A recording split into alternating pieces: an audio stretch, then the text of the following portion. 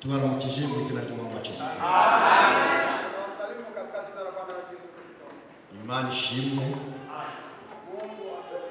ikongereye uyu munsi wa none, ikaba yaturinze, ikaba yaduhaye, ikaba idushoboje guhurira mu bikari byayo. Iyo Mana nihabwe icyubahiro. Niyo mpamvu umugaragu w'Uwiteka Dawidi we yaravuze ati, Uwiteka atarinze abarindira ubusa baba baruhira ubusa. Amen. Abarinda baba barindira ubusa, Uwiteka atabaye maso. Kuko Uwiteka yatubereye maso, nihabwe icyubahiro mu izina rya Yesu Kristo. Muranezerewe kuba mu bikari by'Uwiteka.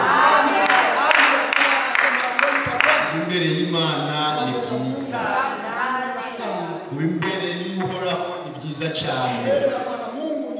Dawidi arongera aravuga ati, iyo numvise amarembo y'Uwiteka akinguye, kumva ko urusengero rwuguruwe, umutima wanjye uranezerewe. Dawidi yari afite impamvu yo kuvuga ayo magambo. Mu bye nta bugingo bukabonyemo, mu byacu nta bugingo twakabonyemo, ariko kuba imbere z'Imana tuvanaho ubugingo buhoraho. Iyo Mana yatwemereye kugera imbere zayo, nihabwe icyubahiro mu izina rya Yesu Kristo. Amen. Imbere z'Imana ni ahantu hanejeje cyane. Amen. Muri morgue habaho ikiriyo,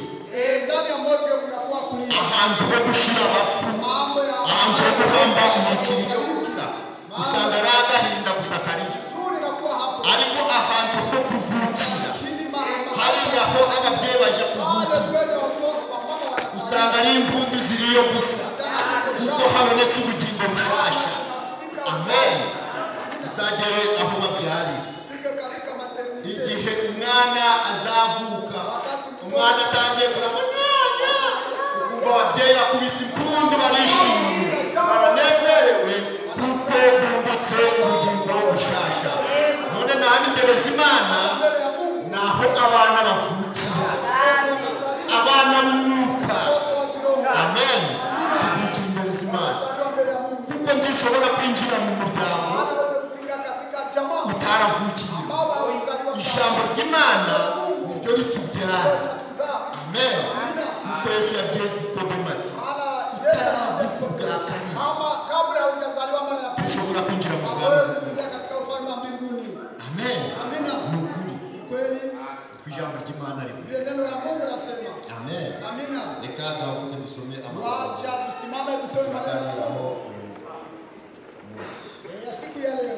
turasoma tutasoma kitabu cha Warumi igice kimwe sura moja bahera ku murongo wa mbere tutaanzia shairi wa kwanza turageza ku wa gatanu. tutafika katika shairi ya 5. Turasoma mu izina ry'Umwami wacu Yesu Kristo. Tutasoma kwa jina la Yesu Kristo. Paulo, imbata ya Yesu Kristo,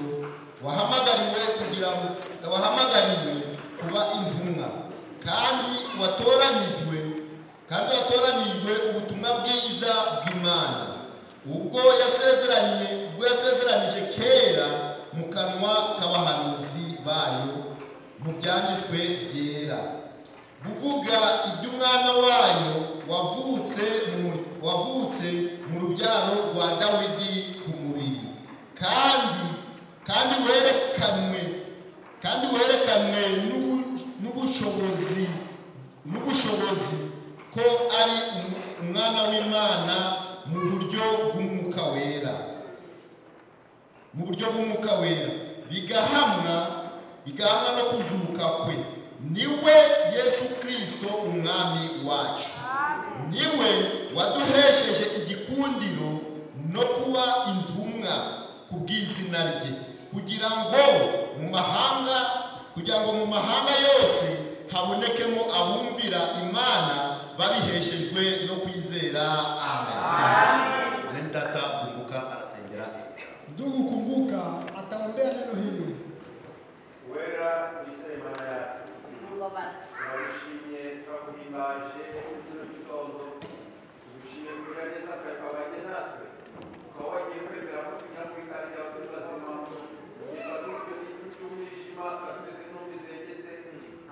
n'ibitekerezo twari dufite ariko data tunejejwe n'uko duha uyu munsi ubwizigame bwacu tukagamo uyu munsi izina ryawe rihabwa icyubahiro.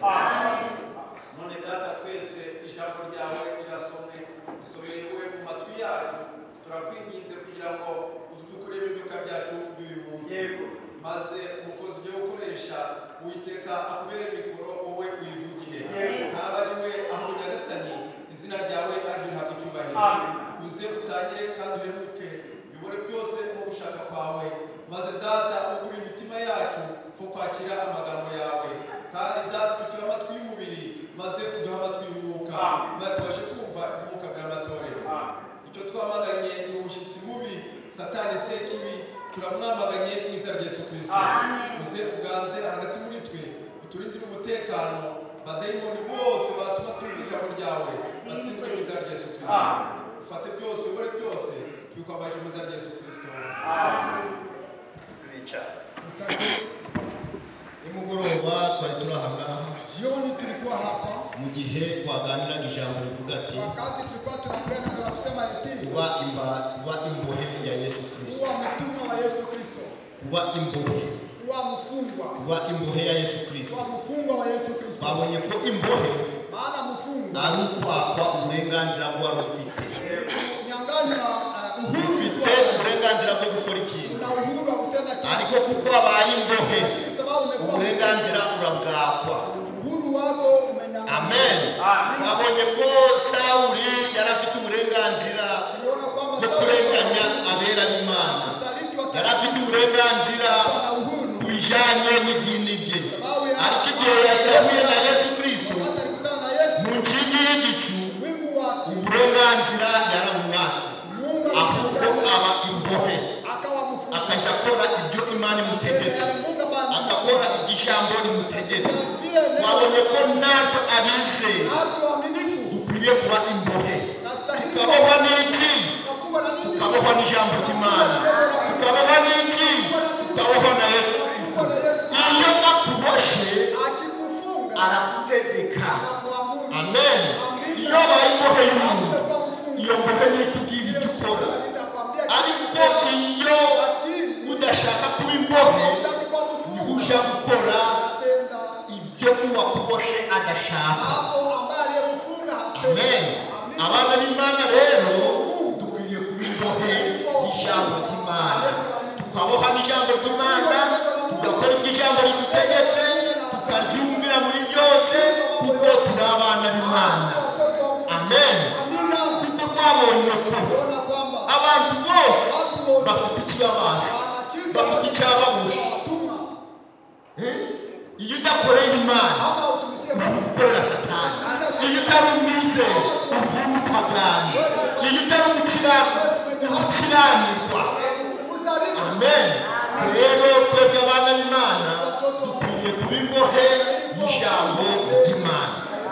Amen. Hari imbohe nyinshi, hari igihe inzoga ikugira ikakuboha neza, waba utaraye udasomye ku gacupa ukaba warwara. Hari igihe n'itabi rikuboha, waba utaraye ukaba warwara. Amen. Abana b'Imana ijambo ry'Imana rigutegetse ugakora. Amen. Niryo jambo twari tuganira. Ndio neno tuliongea jioni. Abizera dukwiriye kuba Waaminifu tunastahili kuwa abera bose batubanjirije, watakatifu kubona barahawe imbaraga, walipewa nguvu kuko babaye imbohe, sababu walikuwa wafungwa, bakavanwa ku burenganzira, ahubwo bagakora ku burenganzira, bagafatwa n'uburenganzira bw'uwabafashe. Amen. Niyo mpamvu biswe abakiranutsi. Amen. Niyo mpamvu biswe abakiranutsi, kuko bangaga ibyaha, bakiyangana mu bwabo, bagakora ibyo uwabahamagaye ashaka. Amen. Niyo mpamvu bahamagaraga izuba, bagahamagara imvura, imvura ikagwa. Tushobora kuvugana n'Imana uri umunyabyaha, n'Imana tushobora kukumva ufite ibyaha, tushobora kwegera Imana wacumuye, ahubwo bisaba ngo tube imbohe umukiranutsi kugira ngo Imana ikorane nawe. apate kutumika pamoja na Imana sisi. ntikorana Mungu n'abanyabyaha. aweze kutenda Imana pamoja na ikorana wenye dhambi. n'abakiranutsi. Anatumika na wenye haki. Amen. Amina. Saba rero Na kutubidi imbohe y'ijambo tuwe wafungwa wa neno la Mungu. tukaba imbohe Tunakuwa wafungwa. tukemera tukabona Tunakubali kwa na wafungwa. ijambo ry'Imana Kama neno rigutegetse la Mungu linakuambia kureka ibyo wifuza wowe mahitaji yako, ukareka ibyo acha wifuza. yale mahitaji yako. Ijambo ry'Imana Neno la Mungu rigutegetse kama linakuamuru, reka kunywa inzoga, acha kunywa iyo pombe. nzoga Ile yireke. pombe acha. Iyo ijambo ry'Imana rigutegetse reka gutungura itabi, iryo tabi rireke. Ile tobacco acha. Ijambo ry'Imana rigutegetse reka gufunga imisatsi yawe Funga nywele zako. Reke. Acha. kuko turi abana b'ijambo. Dufite iyo turi kwerekeza ko turi abana ku isi, ahubwo dufite iwacu iyo turi kuja, kandi iwacu iyo turi kuja ijambo ry'Imana ryo rizategekayo. Imana ntizacira ab'isi yuko bakoze ibyaha. Tenda dhambi. Hapana. Imana izacira ab'isi yuko basuzuguye ijambo ry'Imana. Maana wanasahau neno. Imana Mungu uci urubanza Uhukumu izakoresha ijambo ryayo. itatumia neno lake. Izakoresha intekerezo zawe. Itatumia mafikiri ya Nta nubwo izakoresha intekerezo zawe. yako. Uya Imana izakoresha ijambo ryayo. Neno lake. Ijambo niryo rica urubanza. Niyo mpamvu dukwiriye gufungana n'ijambo ry'Imana tukaryubahiriza. Basi na litii. Amen. Amina.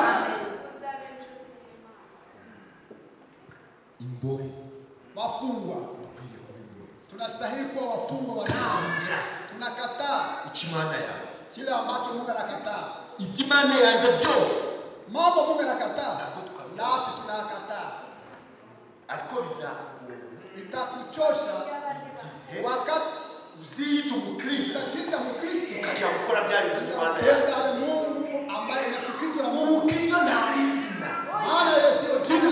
Ubukristo ni ubuzima.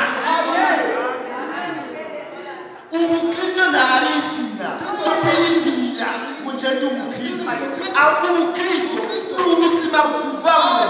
Kutoka ndani yako. Kubera icyo abakera Sababu gani batinyaga kwiyita ngo ndi umukristo. wanaogopa kujiita Wakristo? Abakera Waliopakana. ngo bitaga ngo umukristo Wewe wewe Mkristo. cyabaga ari igitutsi. Ilikuwa kumkufuru. Ariko none Lakini leo abantu bose biyitirira watu abakristo. wanajitia kwa Umukiri muntu muri umupagano no kuja kukurega muri leta ya Afurika. ndani ya serikali inaweza kukusitaki. Ariko umukristo Lakini Ukristo ntaritirirwa Kristo. wale waitili wao jina la Yesu Kristo. Ni babandi bitirirwa izina rya Kristo. Kwa jina la Yesu. Babandi ba ambasaderi abavugizi ba Kristo. Wanaitwa wa Yesu Kristo. Bikagaragara Inaonekana kwamba mu bikorwa byawe, katika matendo yako, bikagaragara inaonekana mu buzima bwawe. katika uhai wako. Amen. Amina. Niyo mpamvu Ndio ibikorwa maana matendo bivuga inasema gusumba igisohora. zaidi ya mambo kutoka kwa Kristo. Ibikorwa biravuga. Matendo Biravuga aho uca hose ibikorwa byawe biravuga. Aho unyura hose mu kampani iyo wirirwa ibikorwa byawe biravuga. Utari wamesohora ijambo ryawe, utari wakavuga ngo njye umukristo, utari wagenda neza ibikorwa byawe biravuga.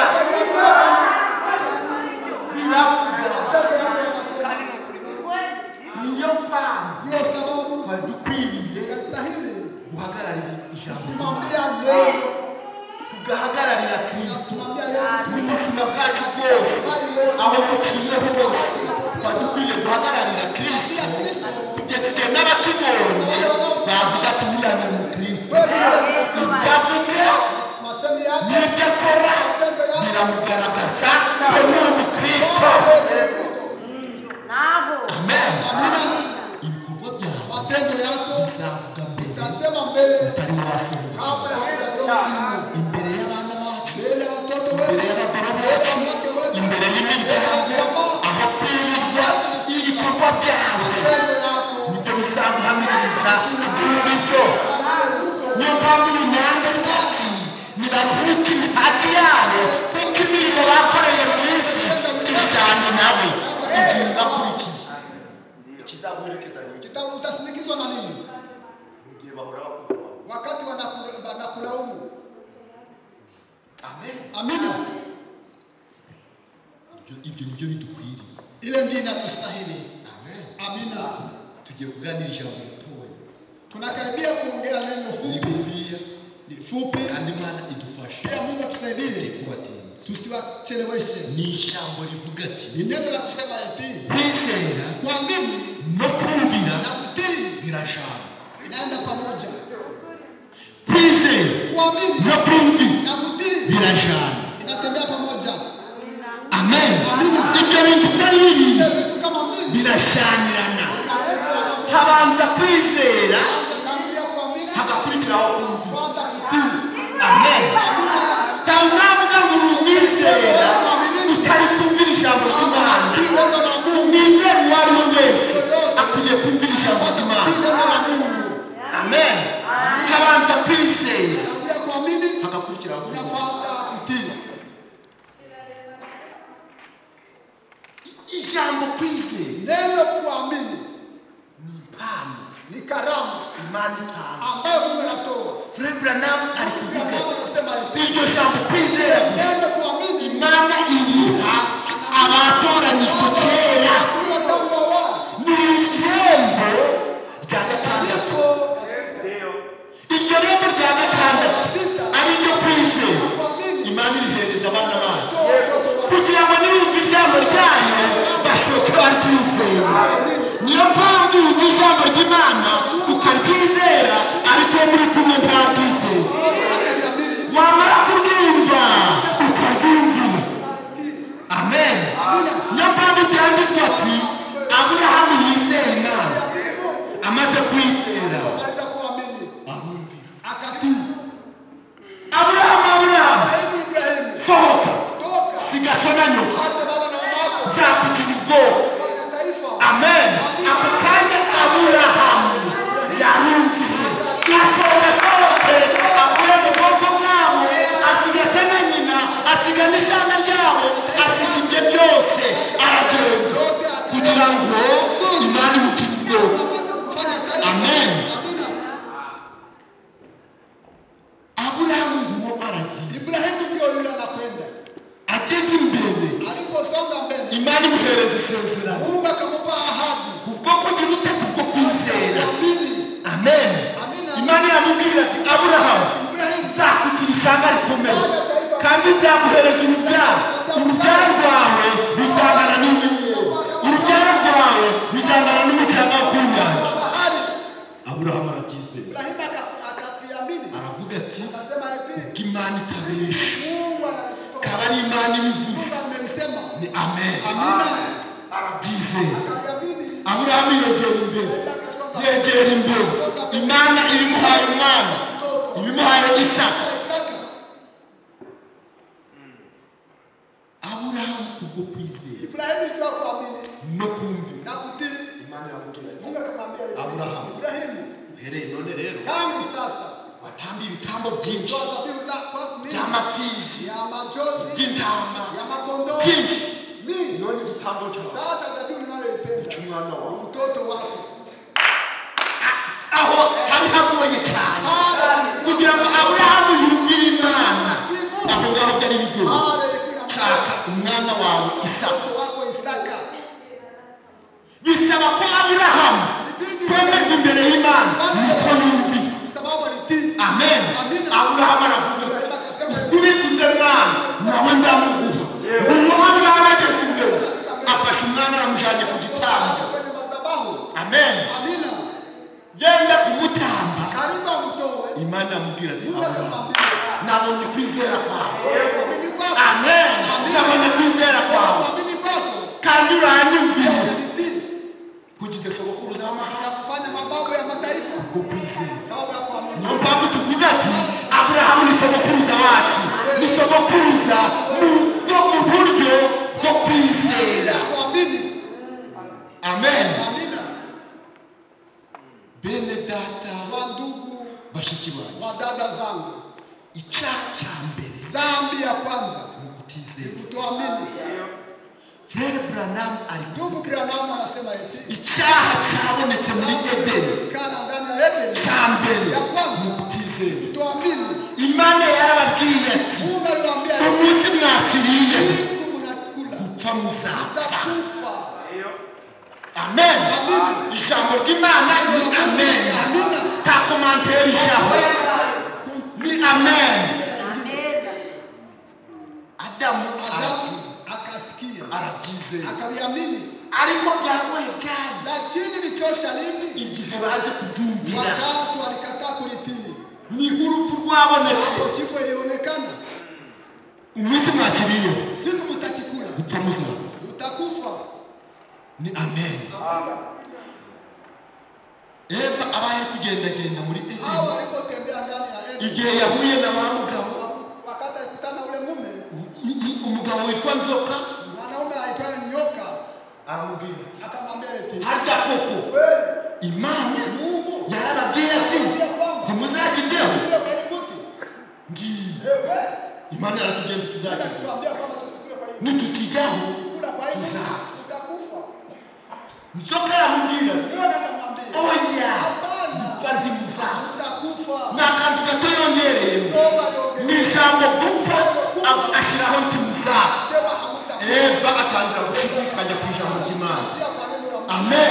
Icyaha cyabonetse Dhambi ni ilionekana ukutizera. kutoamini. Barashidikanya, bashidikanya kuri rya jambo Imana yarabwiye. Mungu ambaye ni Hanyuma baadaye urupfu rurinjira. kifo ikaingia.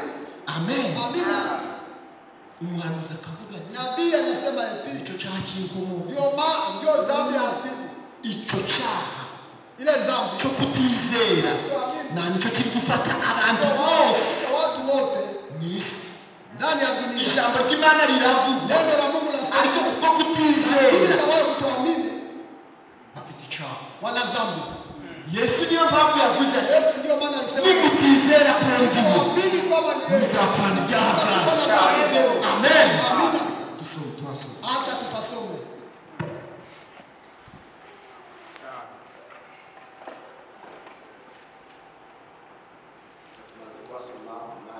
Wacha tusome kitabu kwanza cha Marko. Marko Tumanze kwamenya icyaha ni iki. tujue kwamba dhambi ni nini. Dhambi Kutizera. ni kutoamini. Marko 16 Marko sura 16 ari kuvuga ati unasema eti uwizera akabatizwa azakizwa, ariko utizera aciriweho iteka. anahukumiwa. Amen. Sio amini. Uwizera Aminie. akabatizwa Akabatizwa. azakizwa, Ataokolewa. ariko wa wundi utizera Amini. amaze gucirwa iteka. Amekwisha kuhukumiwa. Amen. Amina. Ijambo ry'Imana. Hili ni neno la Mungu. Yohana Yohana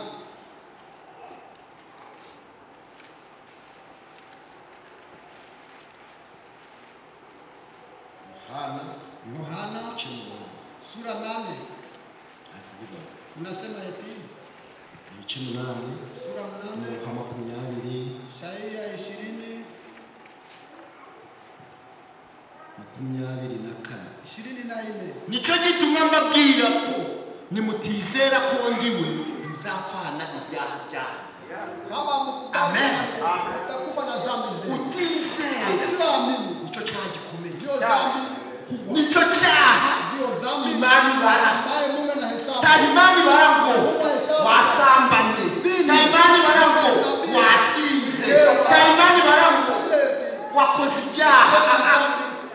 Ibara kutizera kuri mu mutima wawe, Tuamini kwenye kuko iyo wizera Tuamini ntabasha gukora ibyo hawezi bintu. kutenda yale. Amen. Amina. Tumwamwambimba nini? Hakuja fikiria. Imana ikibara mu mutima wawe. Ndani ya moyo wako. Burya iyo umuntu yizera Kama mtu anaamini yishimira kunezeza Imana. furahisha. Iyo umuntu yizera ntakora icyaha. Iyo umuntu yizera ntiyaja gusambana. Iyo umuntu yizera ntiyaja kuroga. Iyo umuntu yizera ntiyakora ibyaha. Ahubwo ikiri muri we ni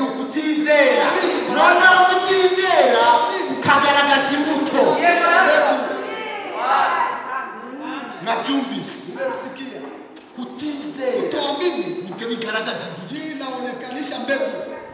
amen Amina. kutizera Kuamini. iyo mu mutima wawe harimo kutizera naho wazamu naho twara kubatije kutizera nibyo bituma ukora ijambo ry'Imana ridakora uko kutizera ile kutoamini naho wasigwa naho wamukwereka kabuvuga ijambo ry'Imana kutizera kwawe nibyo bituma ijambo ry'Imana ridashaka matendo ambayo hataki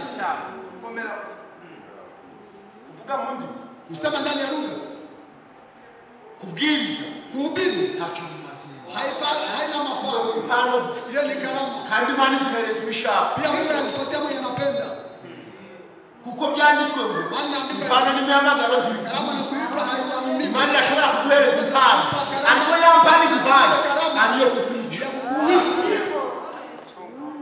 icyo Imana igushaka mu mutima ni ugukizwa ubugingo bwacu bukabaturwa amen ubugingo bwawe nibwo bukwiriye kubaturwa kukombolewa nicyo Imana idushaka ile Mungu anataka kwetu kutizera kuamini ndio neno ambalo nicyo cyaha ndio dhambi kibyara ibindi byaha byose dhambi zingine iyo mu mutima wawe utarimo kutizera baada ya kutoamini ibindi byose ingine yote inaonyesha amen amina ibindi byose bigaragara ingine zote dhambi ureba kano gati unaona hii uzimogana mauwa gari mu mizi ndani ya mizizi aya mahubu hii mahubu imbuto yengi zake baratera ariko ibindi byose biba biri mu mbuto ndani amen ni wizera hapo naamini ukizera cy'ukuri hali ya kweli ibirimo uwo mu mutima ya moyo wako nibyo bizagaragara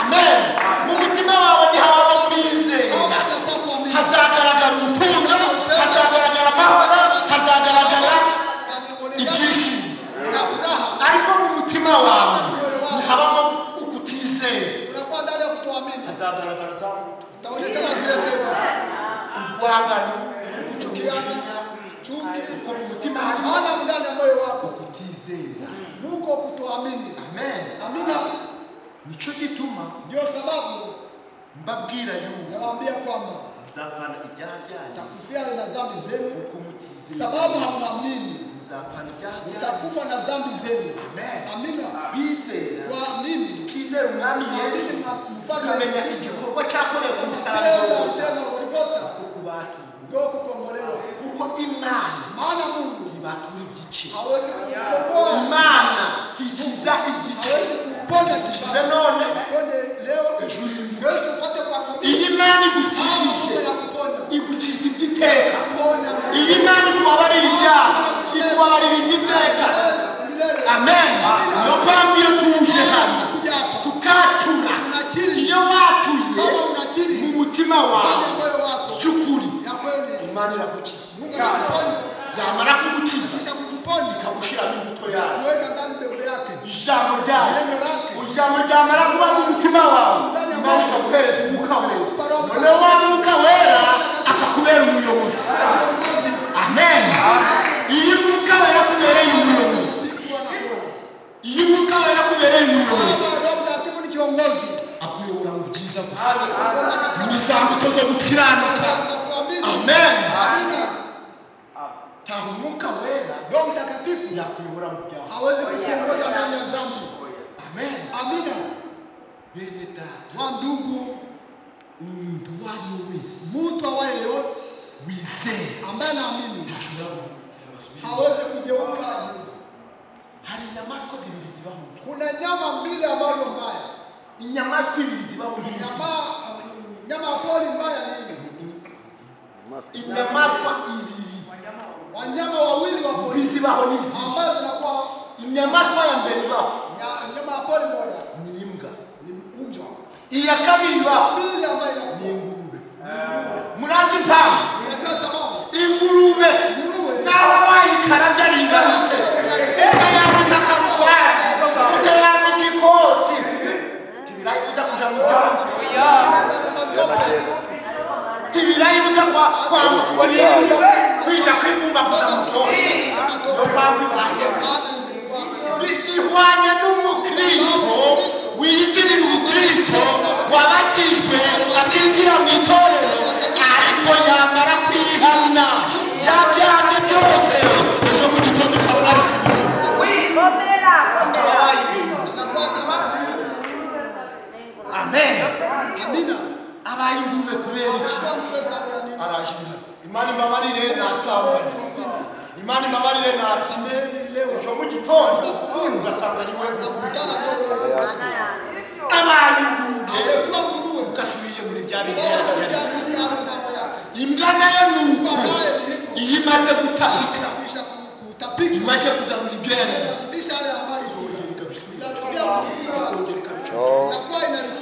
ariko mu mibereho y'abakristo byari bikwiriye kuba yego Petero yavuze ati nihana ibyaha byanyu kandi muhindukire mubone gukizwa. Amen. Bisaba kwihana icyaha cyawe wamara kwihana ugakubita telefone ugahindukira. Amen. None urahindukira Narudia kubikula tena. wari wagatera intambwe Haujapiga hatua. niko kubesha gusa Sio unatudanganya imbere z'Imana mbele ya Mungu. Inakujua. Amen. Amina. icyaha Dhambi cy'inkomoko dhambi ya asili kutizera kutoamini icyo cyaha cyagaragaye ndio dhambi ilionekana muri Edeni ndani ya Eden. kandi nta nicyo cyaha Ni ile dhambi na hata leo kiri kugenda inatembea katika watu. ko kutizera Kutoamini abana b'Isiraheli watoto wa Israeli ndani ya ahadi. kubwo kutizera Kutoamini abana b'Isiraheli wana wa Israeli bageze mu Misiri hawakufika katika ahadi. bose bashiriye Wote ikimana gishaka none ni iki kitu anatafuta kwetu ni kwizera kuamini, wamara kwizera kisha amini tunarudia. amen Amina. mpe hano gato Sikia hapa kidogo. ni frère Frank Ndugu Frank, rwandiko mu bademiri ni barua mzunguko ya ndugu Frank. hari kuvuga ati Nasema eti nimurebe inshuti zacu tazama rafiki zangu, kubaho binyuranye kuwako tofauti no kubaha Imana na kumcha Mungu na kumtii Mungu icyo cyaha cy'inkomoko sio dhambi ya asili. si ukunywa whisky Si kukunywa whisky, si ugusambana si kuzini, ariko lakini ibyo yale babikora wanavitenda, ibyo babikora yale ile wanaitenda biterwa sababu no kutizera na kutoamini. igihe koko wizeye Wakati unaamini kweli, tukora bene ibyo bintu hautende vitu kama vile. amen Amina. samba Kuzini, kunywa inzoga kulewa, kunywa pombe, kuroga kuroga, kunegurana kusengenya, ibyo byose yale yote icyo cyaha cy'inkomoko sio dhambi ya asili. ahubwo icyaha Dhambi ya cy'inkomoko asili ni ukutizera kutoamini. amen Amina. iyo wizeye Kama by'ukuri unaamini vya kweli, ushobora gukora ibyo bintu hawezi kutenda yale mambo. ni kweli Ni ukuri, ushobora gukora ibyo hawezi bintu kutenda ile. amen Amina. dushobora gukora ibyo bintu Hawezi kutenda yale. biterwa no kutizera Ni sababu ya kutoamini kwako.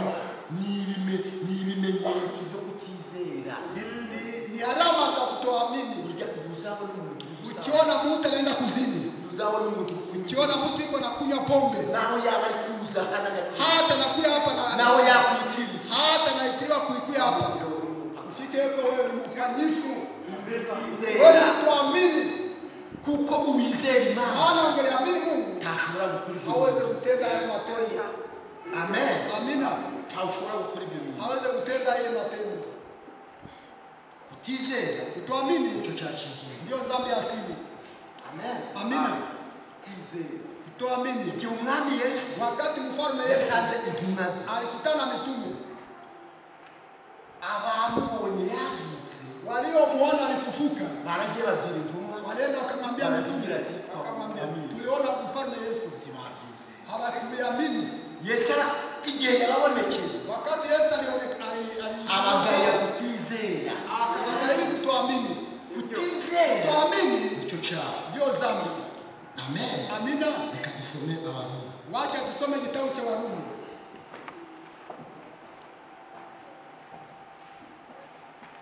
Kutizera icyo cyaha. Kutoamini ndio dhambi. Umwe wese abimenye. Awaye yote ajui. Abaroma ibice bitanu. Waroma sura 5. Imana ishaka ngo twizere Mungu atafuta tuamini kandi twumvire ijambo pia ryayo. tutii neno lake. Ibyo bintu byombi Sababu ile vitu yote birajyana. inatembea pamoja. Abaroma ibice bitanu Waroma sura 5 umurongo wa 19 sura ya 19 hari kuvuga ati unasema eti kandi nk'uko kutumvira Imana k'umuntu umwe kwateye ko benshi baba abanyabicumuro, ni nako no kumvira k'umuntu umwe ni nako no kumvira kumwe kuzatera ko abenshi baba abakiranutsi. Amen. moyo mwaminifu. Kubwo kutumvira Imana Au kutoamini Mungu kwa Adamu wa Adamu kwateye ko benshi sababisha wengi baba abanyabyaha, kwa wenye dhambi. ariko kubwo kumvira Imana Lakini sababu kwa Yesu Kristo Yesu Kristo kwateye benshi sababisha wengi ko baba kwa abakiranutsi. waaminifu. Amen. Adamu niwe wazanye igicumuro Yeye hano alileta kuko atizeye sababu kuamini icyo Imana yavuze, bituma abantu benshi baba abanyabicumuro. kwa wengi kwa Ariko kuko Yesu Kristo sababu Yesu yumviye alitii araza, akakuja ni benshi baba abakiranutsi. anakuwa waaminifu. Amen. Amina. Kwizera Kuamini no kumvira kutii birajana. natembea Bene pamoja. data bashiki Kwa bawe, ndugu wa dada zangu, ukwizera kuamini kuzatuma tuzamuka. acha tunanyakuliwa. Ukwizera Kuamini niko gutuma dukira ndio indwara. tunapona na magonjwa. Amen. Fondasiyo y'ibintu byose Msingi wa mambo yote kwizera. kuamini. Amen. Amina. Ni kwizera Kuamini niyo fondasiyo ndio msingi y'ibintu wa byose. mambo yote. Utizera Imana Kama amnaamini Mungu, aba yise inyabinyoma. yeye anamfanya mwenye uongo. Niko ijambo ry'Imana rituvuga. Vile neno la Mungu Ujya lasema kwizera Imana kuamini Mungu ibyo bintu ndio vitu Imana idusaba. ambaye Mungu anatulomba. Amen. Amina. Samueli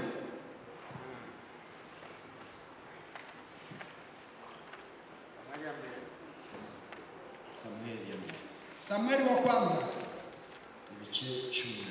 sura 15 Kumva ijambo rivuga ati tunasikia neno la Mungu la kusema hivi, kuamini na kutii inatembea pamoja. Amen. Amina. Imana yaduhaye kwizera. Mungu alitupa kuamini, Sawa ngo inatubidi tupate kutii. Amen. Amina. Aravuga ati Unasema eti Samueli ya mbere Samueli wa kwanza ibice 15 sura 15 umurongo wa 22. shairi ya 22 Aravuga ati unasema eti Samueli aramubaza ati mbese Uwiteka yishimira ibitambo byoswa? Bwana Mungu anafurahia zabihu ya kuteketeza Ibitambo byoswa n'ibindi bitambo kuruta uko yakwishimira abamwumvi. zaidi ya kufurahia wale wanaomtii. Areka kumvira Kutii kuruta ibitambo na zaidi ya kandi kwitonda kunyenyekea, pia kunyenyekea kuruta ibinure n'amasekurume njozi ya kondoo. Amen. Amina. Kumvira Kutii kuruta ibitambo byinshi. zaidi ya zabihu nyingi. Amen. Amina. Kumvira Kutii ikimana gushaka ile Mungu anatafuta kwetu kuruta ibitambo byinshi. zaidi ya zabihu nyingi, Kuko ubugome sababu ya kuasi kuko ubugome busa n'icyaha kama dhambi cy'uburozi, ya urozi, kandi pia n'umudakugwa kw'ijambo toko ya neno asa n'uramya kama ibishushanyo na tarafimu. Ubwo wakoze kama natenda hiyo ubwo wanze ijambo ry'Uwiteka, ikatara neno la Bwana, nawe yanze ko nawe amekatara ukuwe katika utawala. Amen. Amina. Bene data Kwa ndugu wapendwa, kumvira kuamini no kumvira na kutii Imana dushaka. ndio natafuta Mungu. Uyu ni ninde? Huyu ni nani? Ni igihe bagiye umwami wa Israeli, Ni wakati walimwambia mfalme wa bagiye Israeli, Sauli ati, walimwambia Sauli ati, genda wende uteme byose, uteketeze yote, uvaneho byose, utoe yote, amapfizi, majozi, abantu, watu, intama, byose bivane, yote uteketeze. amen. Amina. Igihe Sauli yageze iyo bamutumye, Kama hali walimtuma atangira kwirobanurira intama nziza, kondoo nzuri, n'inka nziza, ng'ombe nzuri, amazahabu, dhahabu, ararobanura, yote akachagua. arangije Alipomaliza arabizana. akavileta, Ariko na kumbe umuhanuzi w'Imana, Imana irabimwira, Mungu iramubwira akamwambia ati, eti, nanga ko Sauli Sauli yatuzuguye ku ijambo namubwira, alinisahau kwa neno nilimwambia, namutegetse kuja kurimbura, kwenda kuteketeza, ariko we yazanye bino na bino abishira inka, akaviweka kwake. Samweli araza, Samueli akakuja aramubwira ati, akamwambia, umva, sikia, tutekereze se fikiri kwamba Imana yishimira ibitara atia dhabihu n'amapfizi machozi n'ibindi byose na vingine vyote kuruta umwumvire. zaidi wa kumtii. Yaramubajije, Alikuwa amemuuliza eti, ese ibyo byo numva ari ibitara ile yote mboni na yama ni ibiki? ni vitu gani? Hari inzu iri gutambatana, Hakuna vitu vinayama nyuma yako ibintu bizanye, ili muvilete. hari inzu iri gutambatana, Hakuna vitu vinayama nyuma yenu, ishari, wivu, umujinya, hasira, uburakari, ubusambanyi, ulevi. hari inzu iri gutambatana. Hakuna vitu vinayama nyuma Ese yenu. ibyo byo Vile vitu navyovisikia ni ibiki? ni vitu gani? Sikia, ni abantu Ni watu. kugira ngo dufate Naambia tushike hii intama kondoo n'inka na ng'ombe, turabitangira Uwiteka. tutavitoa dhabihu ya Bwana Mungu. Kweli Umwami muziki ikiwa mfalme aliye hai, yumvira iby'abandi natii watu wanakutuma. Samweli aramubwira, Samueli akamwambia, umva, sikia, utekereza unafikiri kwamba Imana yishimira Mungu ibitara anafurahia dhabihu kuruta zaidi kwishimira abamwumvira? kufurahia wale wanaomtii? Samweli aramusubiza ati, Samueli akamjibu eti, ese Uwiteka yishimira ibitambo byose Bwana Mungu n'ibindi anafurahia bitambo dhabihu kuruta uko bila yakwishimira kufurahia abamwumviye? wale wanaomtii?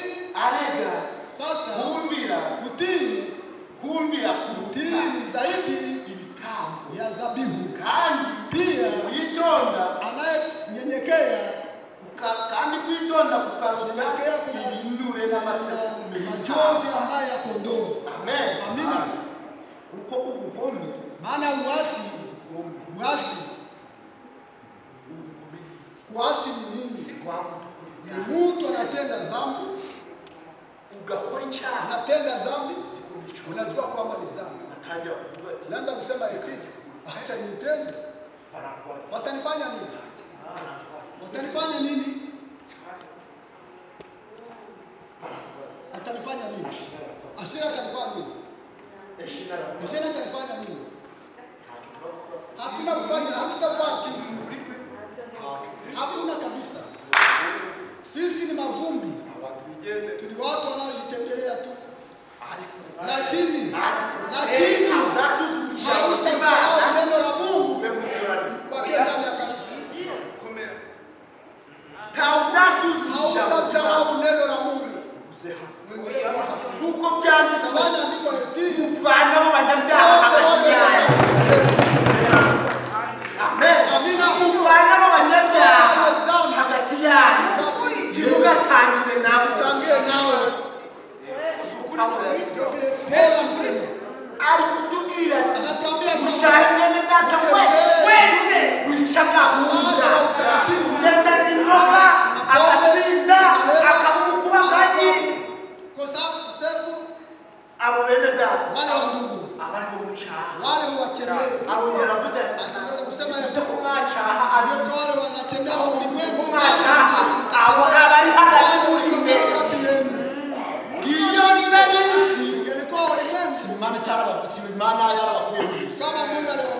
nongeye kuvuga ati muvane hagati mwene data wese ugenda ari gusambana, ugenda ari kunywa inzoga, agasinda, akaroga, agakora n'ibindi byaha byose, muvane hagati yawe.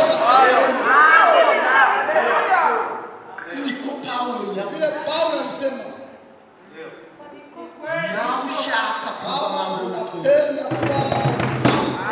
nawe ushaka kuza gusenga, kama unatafuta kukuya bisaba ngo wumvire amategeko sheria y'ijambo ry'Imana. neno la Mungu. Kuko twebwe Sisi turi abana b'ijambo. tuko watoto wa Niyo Mungu. mpamvu n'umugeni uzazamurwa ni umugeni ijambo. Uteka uzaturesha, uteka uzaturesha, ntabwo utubeshe twebwe turi abana, ariko Imana irakuzi, Imana irakureba, ibyo wirirwagamo byose ugenda uravuga byose Imana irabizi. Turi abana babizera, turi abana b'ijambo, tuzubahiriza ijambo kandi tuzaryumvira. Amen. Kuko mudakwirwa kwizima ameze nk'uramo igishushanyo cya telefone. Amen. Mudakwirwa kwizima, mudakwirwa kw'ijambo ameze nk'uramo igishushanyo cya telefone. Bene data tutekugamika, tutekugamika imitsi yacu, tutekugamika Tusikuwe wa ijambo ry'Imana neno la Mungu riratuyobora, linatuongoza. uhereye kuri nje. Reka mvuge kuri nje, uhereye kuri nje ukageza no ku bandi bose, ijambo ry'Imana riratuyobora.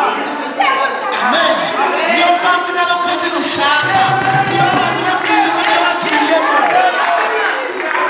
abakozi twifuza niba abantu babwiriza ibyo batuyemo.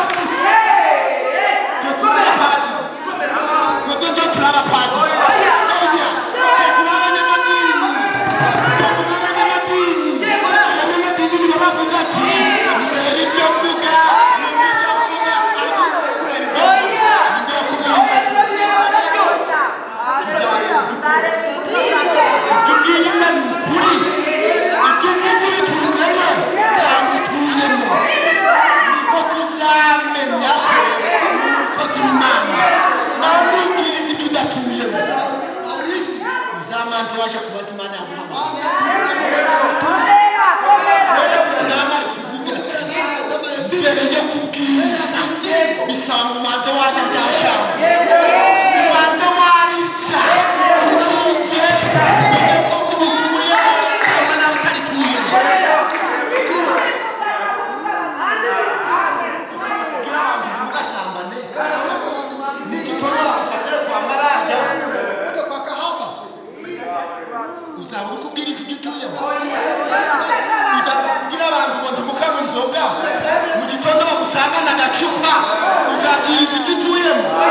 Bisaba ngo ubwirize ibyo utuyemo, bisaba ngo ubituremo, ngo uze kubitugaburira, kuko tuzakureba, tuzakureba ese kabitubwiriza we abituyemo,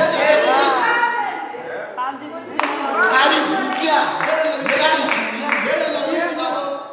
Imana yagutumye. Mungu aliyekutuma anakupa uwezo wa kuishi neno lake. Kubera Paulo yaravuze ati Paulo alisema eti turi inzandiko sisi ni zisoma kama n'abantu bose, nyaraka zinazosomwa na watu wote. turi inzandiko aho nca hose bagenda bari kunsoma, bansoma gute ibikorwa byanjye mu byo mvuga ngo babinsomere, ashera ibyo abwiriza. Amen. Bizatubera umutware, utakuba mtumishi na kuza kutubwiriza, Hakuna kutuhubiri ugakora ibidasa nabyo. tena mambo tofauti na yale unahubiri. Hapana. Dukeneye amapankarte, Pankarte hapo. amapankarte. Masanamu Urazi ipankarte? pankarte. Urazi pankarte? Kurangira inzira ariko Haya kufikia pale. nawe ushaka kuba ipankarte. Na unatafuta kuwa kama pankarte. Muzi abakarasi Najua wale watu wanaita bakarasi. bari abantu bakora iwacu niho babaka ibibaza no mu Rwanda babaye Rafiki na Rwanda abakarasi wale babandi abatani boy n'abarandi baba motoka bakavuga ati murabizi tugiye Kigali nimuze tugiye Kigali ukinjira ko murajane niwe arasigara Kigali arasigara aho ngaho mu Rwanda kwebwe ndo dushaka abakarasi ndo dushaka amapankari gaturangira kuja mu ijuru ariko bo bagasigara ahubwo dushaka ngo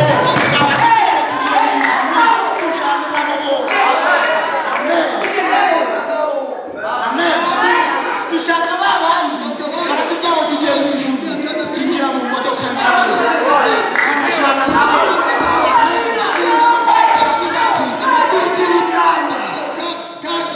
Paulo yaravuze biti wikamba ariko sinje jenyine ahubwo nakunze kuza ku mwana wacu amen abo nibo dushaka abakozi b'Imana by'ukuri Mungu wa kweli zani ijambo ya neno kabari bo baba bambere kurituramo amen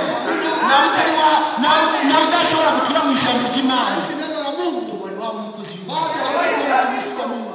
twebwe turi abana b'ijambo Sisi ni watoto wa neno. turi abana b'ijambo Watoto wa neno. kandi nitubwiriza Tukihubiri tuzakureba tutakuona. Tutakuona. maze umupasiteri Pastor mmoja arabwiriza mwumva ibyo mvuga sijali ninayo ariko mutekereze ibyo mvuga matendo yangu. Hapana. kuko ndo turamba Sisi hatukuona. Bali wari ukwiye kubikira wewe ulikuwa kielelezo kwetu. kuko niko Sababu ndio walimwambia Timotheo mwiyigisha byawe no mu bikorwa byawe no mu rukundo rwawe